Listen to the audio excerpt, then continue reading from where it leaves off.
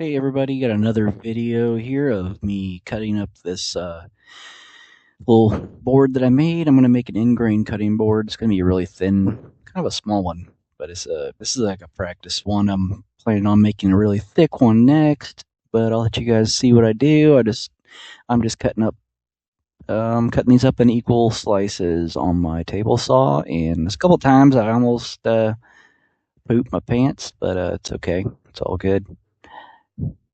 Anyways, Jesus is coming. Thanks for watching. Like and subscribe.